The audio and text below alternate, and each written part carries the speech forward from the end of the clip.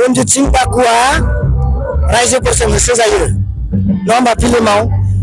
रायजोखौ अयनाय खालामनायनि थाखाय रायजोखौ थगायनायनि थाखाय रायजोखौ बुथारनायनि थाखाय फिल्माव रनजित सिं दाकुआ लास्टाव होसोनानै बुख्रुब जायो बुथार जायो थिग बेबायदिनो रनजित सार इएम बिथाङाबो टाइटेलावसो बेलेग बिसोर दाकु नालाय रायजोजों होसो जानाय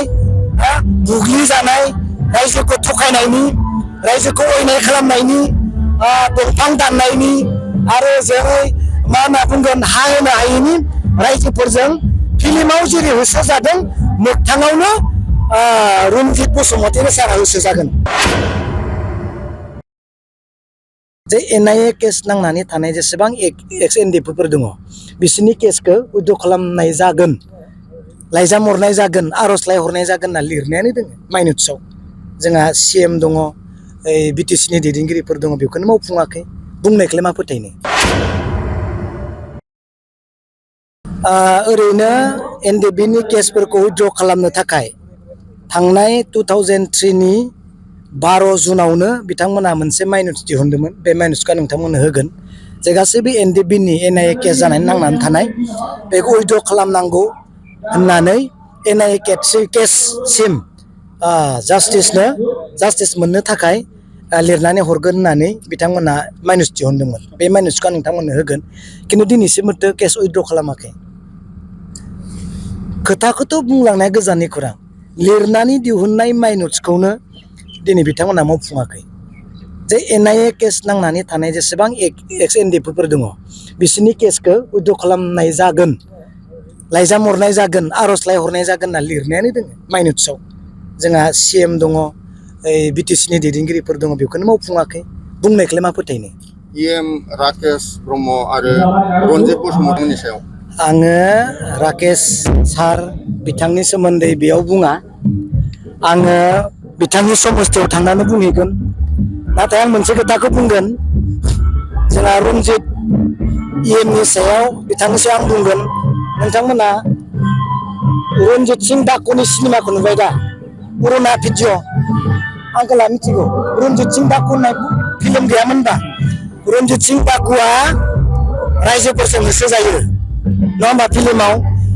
रायजोखौ अयनाय खालामनायनि थाखाय रायजोखौ थगायनायनि थाखाय रायजोखौ बुथारनायनि थाखाय फिल्माव रनजित सिं दाकुआ लास्टाव होसोनानै बुख्रुब जायो बुथार जायो थिग बेबायदिनो रनजित सार इएम बिथाङाबो टाइटेलावसो बेलेग बिसोर दाकु नालाय रायजोजों होसो जानाय बुग्लि जानाय रायजोखौ थगायनायनि रायजोखौ अयनाय खालामनायनि दंफां दाननायनि आरो जेरै मा होनना बुंगोन हा होनो हायैनि रायजोफोरजों फिल्माव जेरै होसो जादों मोगथाङावनो रनजित बसुमतारी सारा होसो जागोन फिल्मावसो रनजित दाकुखौ होसो जादोंमोन ना आगोल दा मोगथाङावनो रनजित सिं दाकुआ जेरै होसो जादों बिदिनो रनजित बसुमतारी सार बिथाङा होसो जागोन कम्पिउटार कोर्स लानो गोसो गुदुं फरायसाफोरनि थाखाय गोजोनथाव खौरां